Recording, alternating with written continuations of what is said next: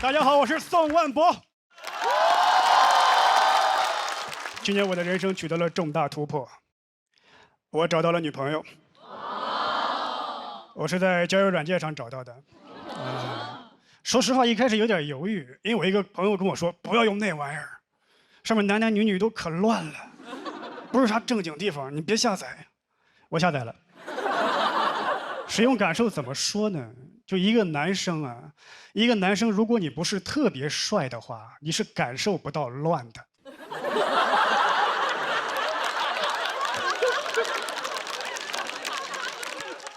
我用了1周，这哪乱了？挺正经的呀。我都加了一个考研群了，每天打卡背单词。我跟我朋友说，这跟你讲的不一样啊。他说有没有想过是你的问题？我说是我不好看吗？他说难看。就你长得太正了，你特别像我们教导主任，不想找你谈恋爱，只想找你背单词。我说你说这个简直荒谬啊！他说对 ，ridiculous。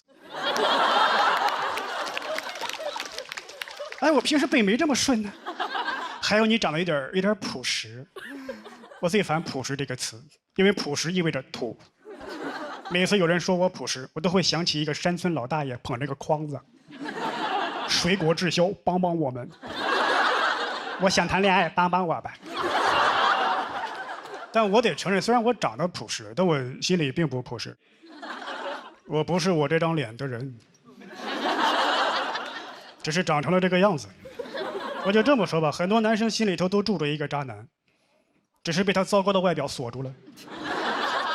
当然也有些没锁住。我坦白说，我在交友软件上，我看过男生。我想法很简单，我就想看一看是谁在乱，谁有资格乱。我印象最深的是一个20左右的男大学生，他照片就是一般是在卫生间的镜子里，拿着手机对着，另外一只手把 T 恤撩起来，塞自己嘴里。坦白说 ，T 恤我也有。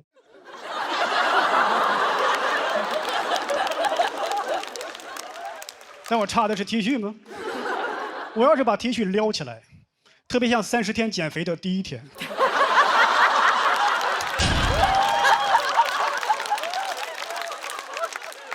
有些人会问，在交友软件上什么样的人会受到欢迎？长得帅的人。有什么疑问吗？长得帅的人在哪都受到欢迎。我当过帅哥。我不帅，但是我当过帅哥。我就是当过。就去年，我大姨来北京了，当时我还没有女朋友，她问我有对象了吗？我说没有，长这么帅没对象。这句话暖了我1整年。我6岁那年，她也这么夸过我，暖了我30年。去年到期了，又给我续上了。我衷心希望我大姨长命100岁。但我真正体会过帅哥待遇是20年前了。当时呢，我是一个转校生，高中嘛，而且20年前流行一部偶像剧叫《王子变青蛙》，有人说我像那个男主角明道，还有人说我像阮经天。像不代表帅，像2大帅哥却不帅，感觉像是集2大帅哥缺点于一身。但在我们学校传遍了。还有一个 slogan 说台湾省2大帅哥强势登陆河南，会有女生手牵手来看我，你能想象他们希望有多大，失望就有多大，一失望就会撒气儿。一般是练体育的女生打头阵，一脚把门踹开，那个像明道的人出来，我看一眼。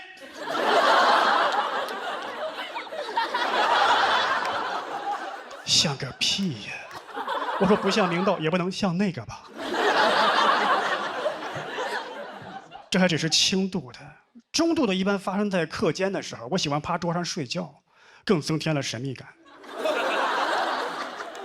想象一下，转校生，教室的后排，课间喜欢睡觉，符合校园帅哥的一切设定，就差帅了。会有女生头从那窗户那都钻进来了，就他一瞪我看一眼。我看一眼，看。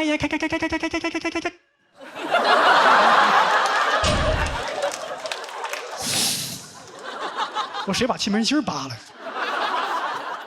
这还只是中度的，重度的一般发生在放学的路上。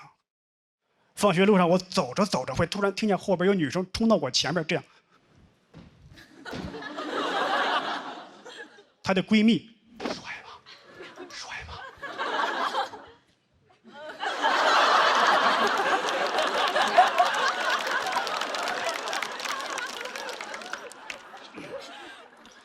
关键是我招谁惹谁了。但我也不怪他们，不怪他们。我觉得要怪就怪那个第一个看完我失望回去那个女生。你失望的回去了，你也不告诉别人，感觉我被全校的女生都骂过了，对吧？她看完丑死了，一点都不帅，丑死了。别人问长得怎么样？我觉得还可以。这不是我喜欢的类型，你们去看吧，没准喜欢呢。丑死了！后来我打听了一下，是谁在造这个谣说我们班有一个女孩，她特别喜欢看偶像剧，当然她只是说我长得像，但是造成那个后果，我要报复她。我报复她的方式非常极端和残忍。我说她长得像刘亦菲。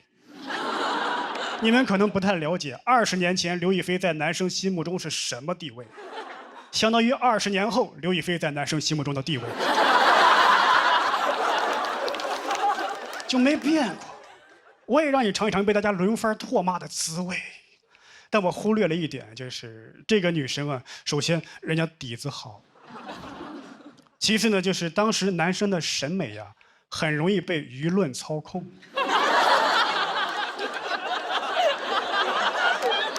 看着看着自己信了，还真有点像哎。从此有一个新的谣言产生了，说高2 6班呀有一对金童玉女，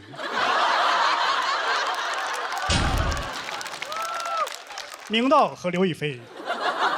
刘亦菲不错，明道有些 ridiculous。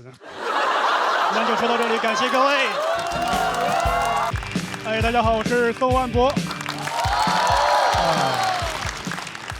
我来自河南啊，我打小生活在村里我们那儿教育资源不太发达，老师的水平也不高。我上小学的时候，一个教2年级的老师学历只有3年级。数学老师教数学不是因为数学好，是因为他老念错别字，教不了语文。他给我们讲应用题，说这个骨缸它有2个水管放水，浴缸。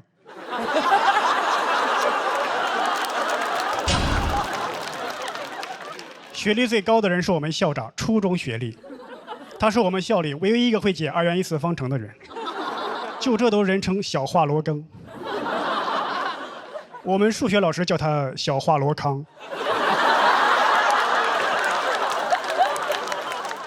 我爸一直担心我的前途，在我读3年级的时候，把我转到了城里的小学，本意是好的，但我有点跟不上班了。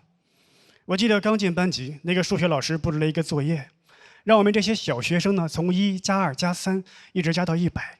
这道题大家都听过，都知道高斯的故事，知道有一种更为方便的算法。但问题是我当时不知道，我是硬着头皮算完的。一边算一边心里在想，今天这个作业量怎么这么大呢？这道题答案是5050，我算到了6000多。关键是我才加到75，算到后半夜我都困了。我妈都看我可怜了，说要不我帮你一起算。问题是她也不知道高斯的故事。我从1加到100，她从100往回加，俩人一对，结果不一样。我说要不用你的数吧，你的数看着小一点，我算的没有一个低于1万的。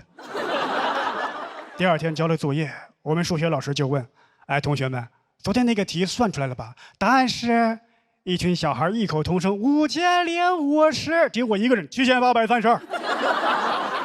所有的学生都老师也只有我只有我对了吗？我说我错了，太丢人了。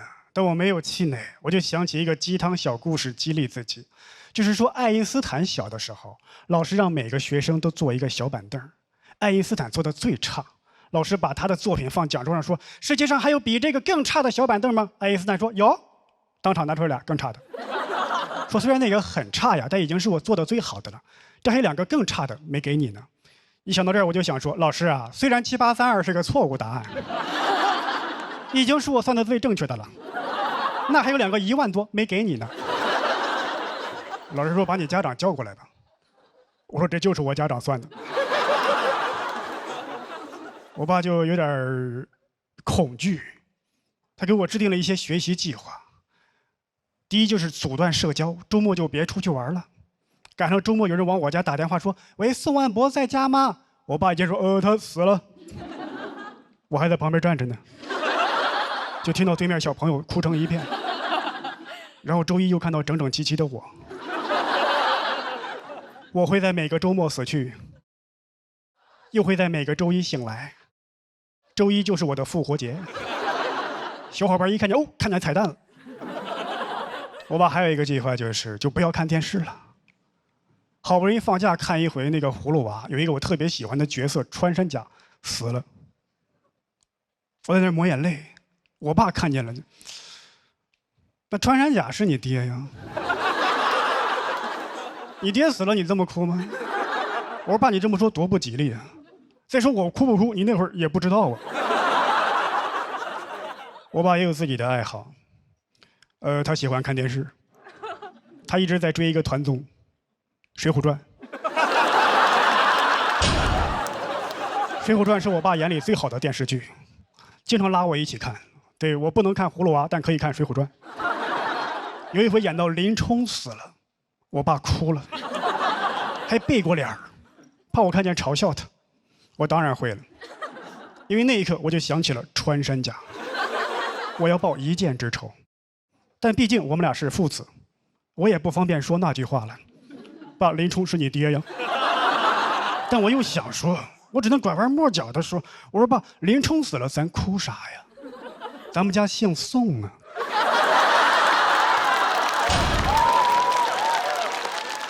宋江死了咱再哭啊，好歹咱本家呀。你哭了也算祭祖了。这个梗在我们河南是要天打雷劈的，全国最传统的省份之一，仅次于山东。我们家要是山东的，我讲这个真的会被我爸打死，因为宋江就是山东人。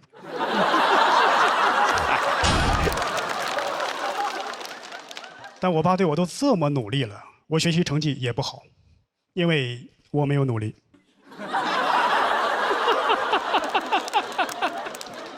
我知道如果我好好学习，我爸肯定很高兴，但我不想让他高兴，我想气他。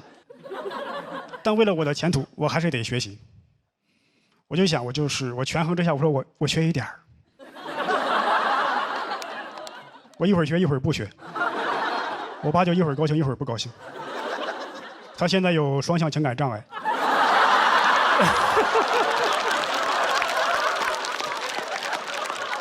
最后从小学读到了初中，读到高中，还是参加完高考。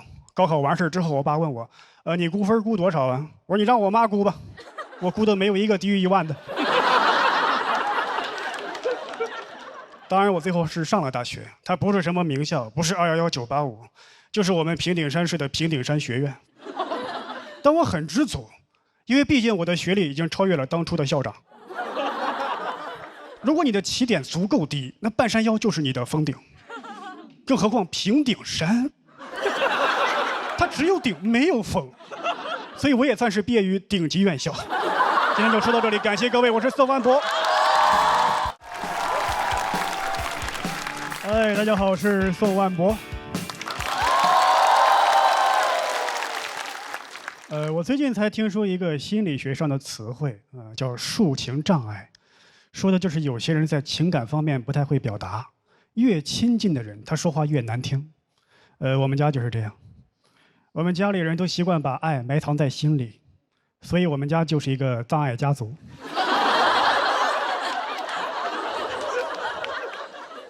比方说我妈，她每次做完饭都想让我们夸她，但她不好意思直接求夸，就以退为进。这个红烧肉怎么样？比吃土强吗？我爸说你太谦虚了，这个肉做的赛砒霜。他全吃完了。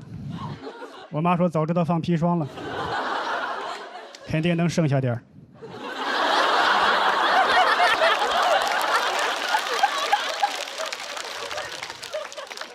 我爸倒是经常夸我，但他夸我那话还不如打我一顿呢。吃饭的时候，我给他递一双筷子，他说：“就是比养条狗强。”再聪明的狗也不会递筷子。那时我才7岁半，我哪听得懂阴阳啊？还在那回味呢，这是好话还是坏话啊？我哥又搭腔了，说：“爸，你说什么呢？边牧就会递筷子。”我那时候也傻，还想着努力超越边牧。而且我们家人吧，怎么说呢？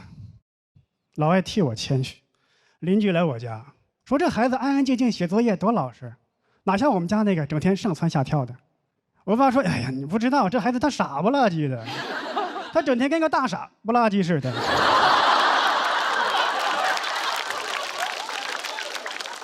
邻居说：“我那孩子他老爱犟嘴。”我爸说：“这孩子他听不懂人话。”接着两个人陷入了一种非常奇怪的攀比，比着说谁的孩子更不是东西，感觉像两个中年 rapper 在 battle， 但他们不 diss 对方，光 diss 自己孩子。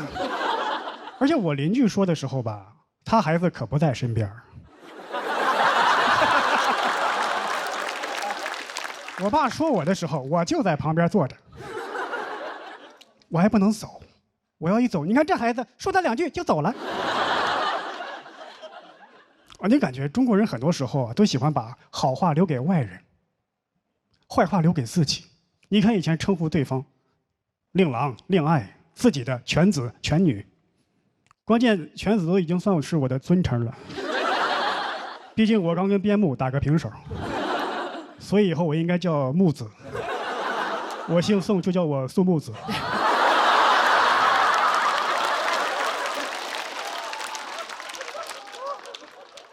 我其实很想获得我爸的认可，很想。我记得有一回，他请了他的朋友来我们家吃饭，我一推门把我吓坏了，因为他请了10几个朋友，10几个光膀子中年人。我那时候小，我哪见过那么多米其林 Pro 啊！但我还是恭恭敬敬，我说叔叔们好。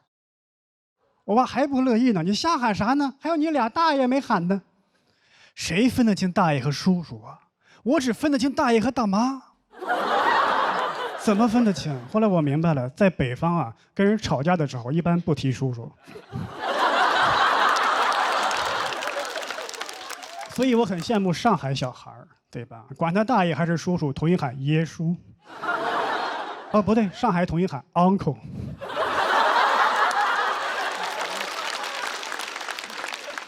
还有一点就是平时在家里啊，特别喜欢给你上纲上线，你也不知道为什么，不小心打碎了一个碗，你能端住啥？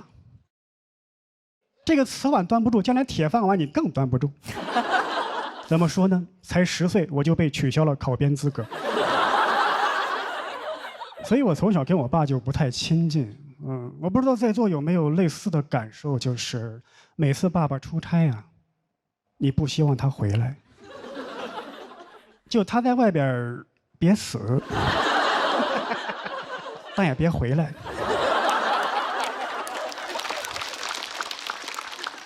我理想的父亲是大禹。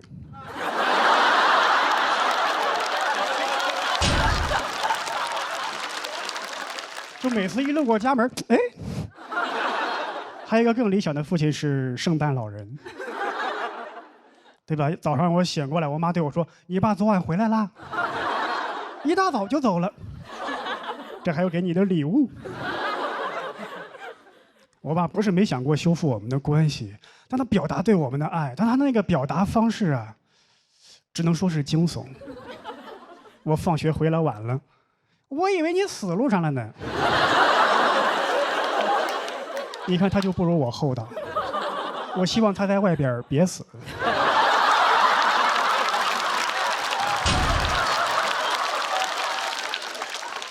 他也表达过对我妈妈的关心，他那个方式啊更是灾难。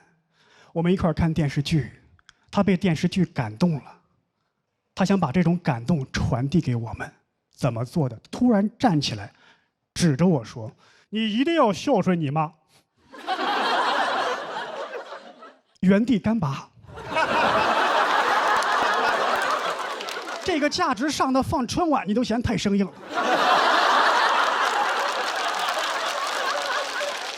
他愣是说出来了，说完他扭头走了，因为他也觉得太生硬了。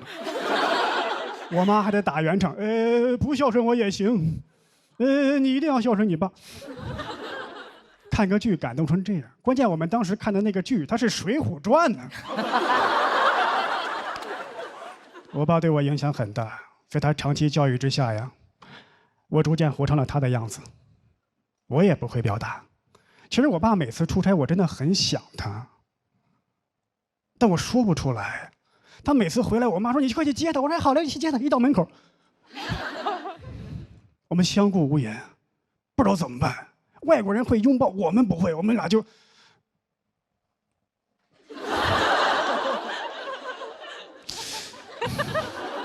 最后我实在受不了，我朝他敬了个少先队礼。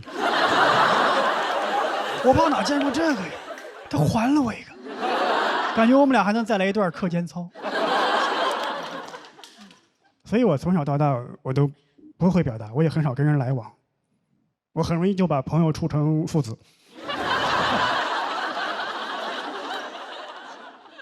但去年我有了女朋友，刚在一起不久，我就在她家打碎了一个杯子。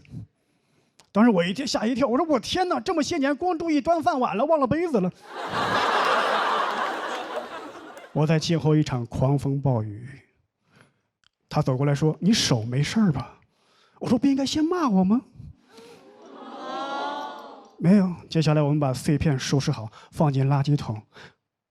聊天刷剧，没有人再提到过杯子的事情。我说：“哦，原来这个事情可以这么简单就结束啊！我以前可没有经历过，原来能这么简单就结束。”我就感觉属于我的人生才刚刚开始。我今天就说到这里，感谢各位。Hello， 大家好，我是小北。大家好哈，今天主题赛这个主题叫做“说出来又如何”。说实话，有一些话真的不方便说，你知道吗？当这么多人面呢，怎么好意思呢？我想当明星，朋友们很羡慕，真的很羡慕，很羡慕。每次录节目的时候，庞博、付航出来的时候，观众那个歇斯底里的样子啊，庞博啊，付航，我想要的不止于此。我想要特别疯狂，在大街上走，突然有人认出来啊，小北，很想火，朋友们，很想火得匪夷所思。我很想火成拉布布，其实也是最近想火成拉布布的。我前2年其实想成为琳娜贝尔，你知道吧？我想火的，因为一些莫名其妙的词都能上热搜，比如文娱榜热搜第1，小北脸；第2个热搜，微博崩了；第3个热搜，这个世界还会好吗？第4个热搜，还好这个世界有小北，你知道吗？火到各大品牌都找我代言。但我首选的就是统一春福无糖茶，一口春福茶香倍儿足啊！不仅是因为产品好，还是因为它从喜单一就陪伴我一直成长。当然了，你虽然找我代言，我要保持低调，我怕别的品牌方看到我只给你代言会生气。统一春福无糖茶是好茶，我也是真的好茶。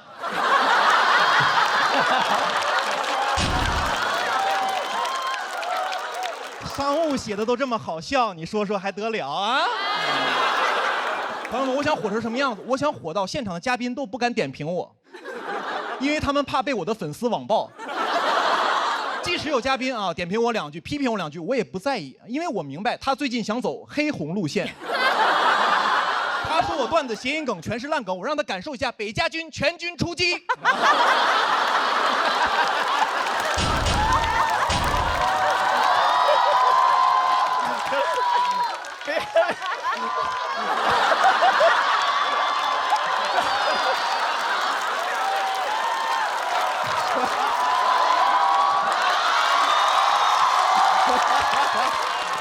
哎呀，而我没有这样的粉丝。回去吧，回去吧。没有这样的粉丝，朋友们，我的粉丝不仅不会替我出头，还会把我推出去。我记得有一次我被饭圈的粉丝骂啊，我的粉丝都赶紧评论，他说你们就骂小北就好了，这事儿跟我们没关系哈。你知道吗？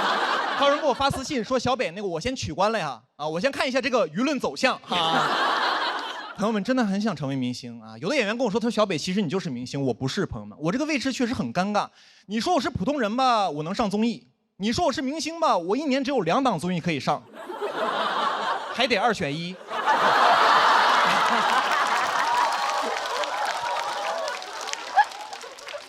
我真的是不算明星，朋友们，我顶多算一个知名老百姓啊。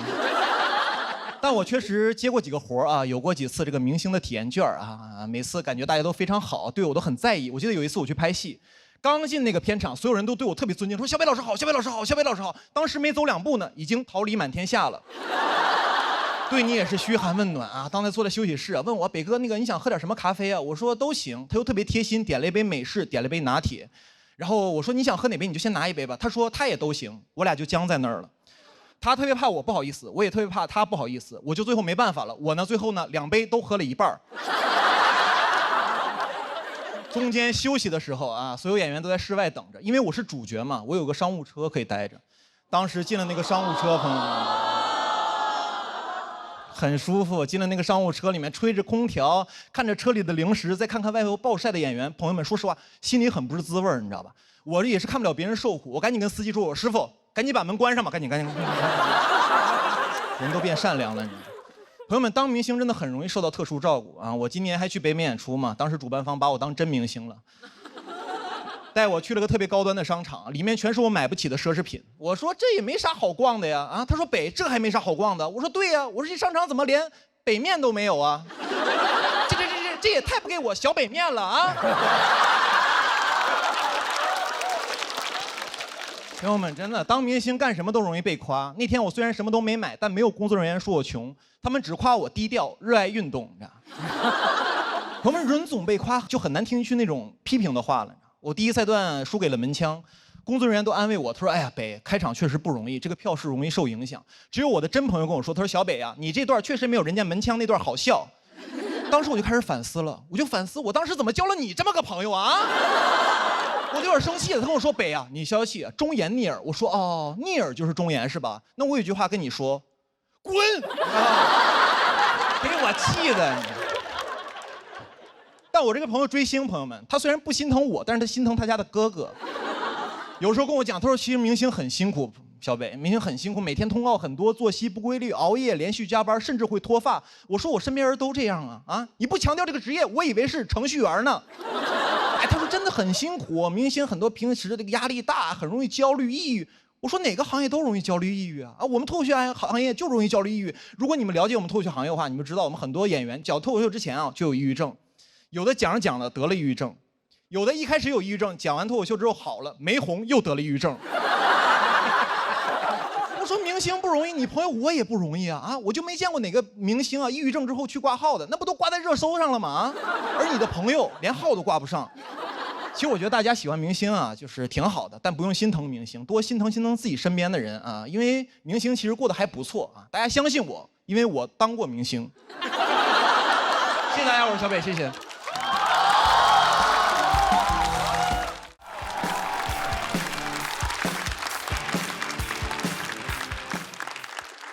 哎，嗨，朋友们，你们好，我叫辛博。我32岁了。32岁是同龄人结婚的高发期。第一波结婚的已经开始陆续2婚了，甚至还有3婚。结婚证又复发了。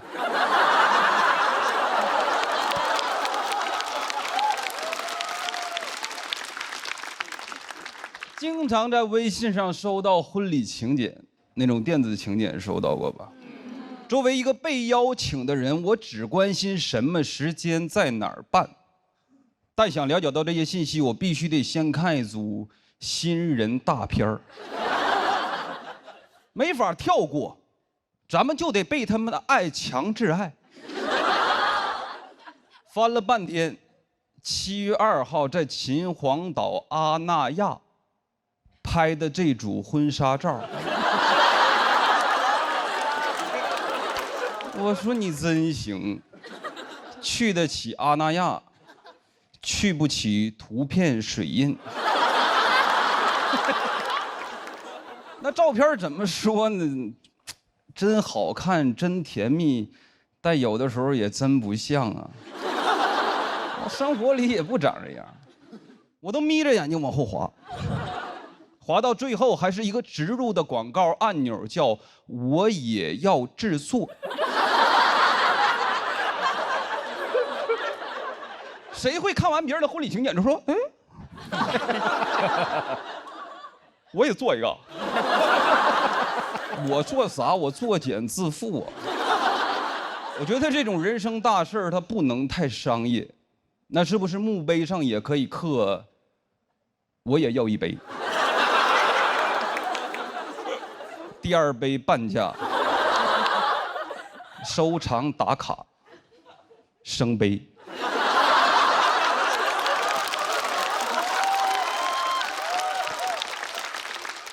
要免广告得做请柬的人办会员。我研究了一下啊，婚礼请柬的会员分2种，一种叫包年会员，一种叫终身会员。婚礼请柬的终身会员就没盼咱们好，活到老结到老，倒是适合那些结婚证高发人群。还能发弹幕，我不喜欢婚礼请柬里边的弹幕过于和谐。咋就没人发？只有我一个人觉得不好看吗？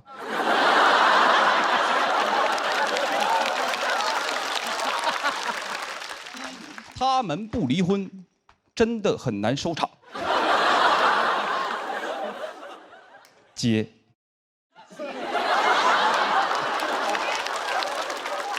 电子请柬最让我讨厌的是它能转发，收到过我前任的，他没给我发，但大家应该都有那种共同见友，谁能不好奇点点？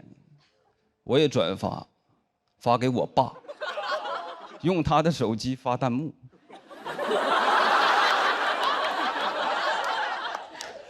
只有我一个人觉得新郎不好看吗？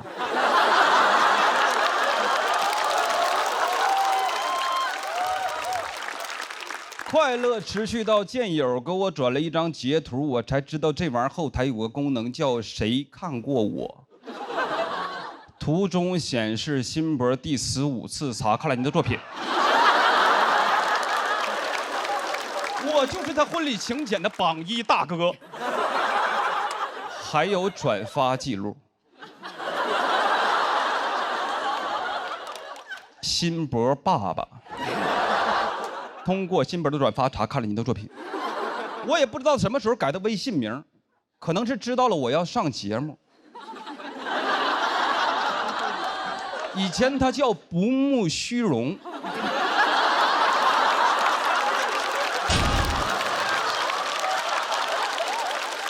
我说爸，你应该改叫慕容复。相比于之前的邀请方式，我觉得电子请柬是不是有点过于方便了？就导致那些不该给我发的人也给我发，平时都不熟，完全不联系，吧唧一个请柬给你发过来。前几天收到一个算是同学，一起在驾校学的车，一个请柬加条语音，老同学想你了。我能收到微信里每一个跟那能产生对话框的都能收到。应该也包括文件传输助手。拉黑他不过瘾，我也要制作。我也给他发，给他冲冲喜。老同学，我在婚礼也很想你。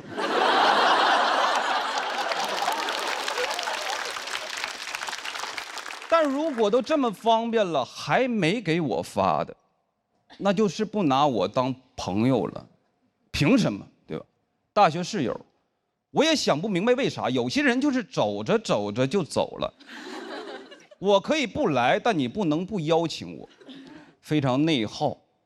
点他，朋友圈分享一个文章：大学室友，你一辈子最宝贵的财富，仅对他可见。分享一首歌，睡在我上铺的兄弟，我亲口唱的。我怕他没有会员。没有反应，随着婚期临近，我愈发的心烦意乱。小某叔说这是婚前焦虑的表现，要我积极备婚，有问题直接跟我的新郎沟通。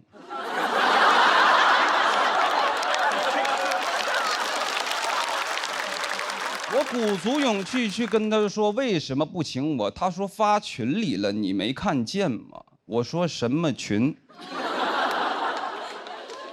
他就撤回了。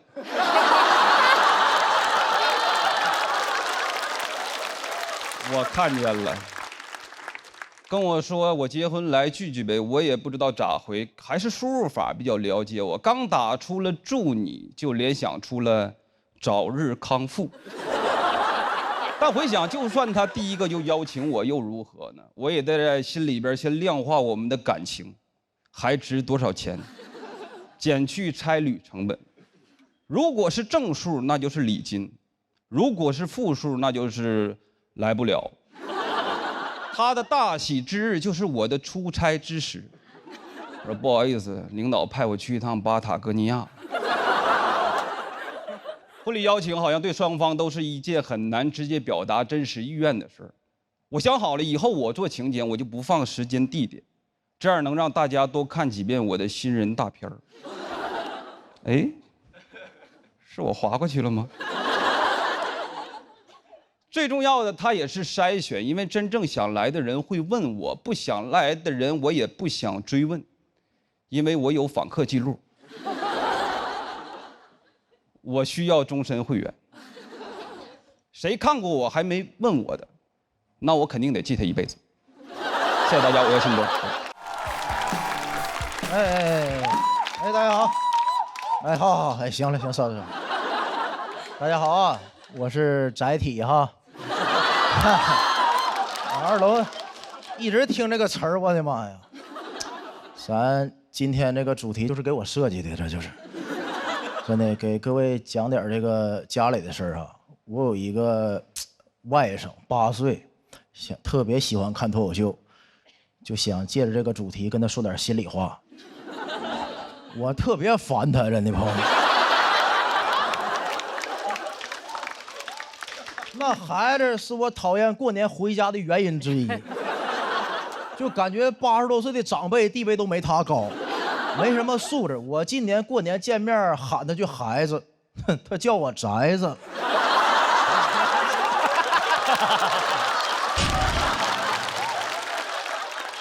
我当时差点没忍住给他掏根华子了呢。朋友们，真的我都想过，我8岁的时候要敢跟长辈就这么说话，让我爸听见，我想年就8岁了。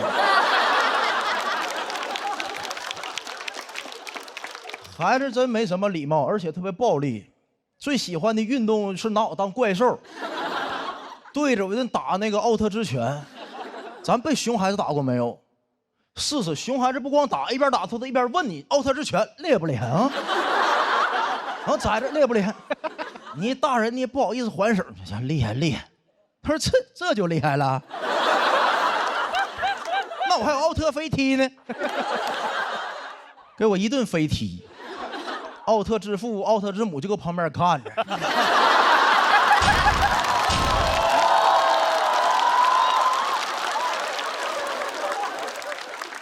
一个管的都没有啊！给我气的，我就佳宁嘴巴回了一下。我不想输给日本人的招式，你知道吗？那个，完了，另一方面呢，也想把自己当孩子重新养一遍，是吧？开玩笑啊，真没打，这是想象的。这环境现在不敢打孩子，打完孩子奥特之父能让我享年31，你知道吗？我都想过，朋友们，就那孩子是全世界唯一一个小孩能做到我一年几乎就见他一面，完了每次见面他都侮辱我殴打我，完了我最后还得给他钱的人。我合计压岁钱这事更来气。今天给小孩包了红包，里边放了100，小孩把钱拿出来看了一眼，直接就给他妈了，说妈，你拿着吧。妈，我想好了，哎，我长大以后我就留在东北发展，我就不去外地找工作了吗？你看那宅子根本没混出来呢呀，很伤人啊！我真感觉有的小孩也真被惯坏了。我给各位讲个真事儿，上个月吃火锅，我斜前座坐了一个大爷带他孙子，小孩负责吃。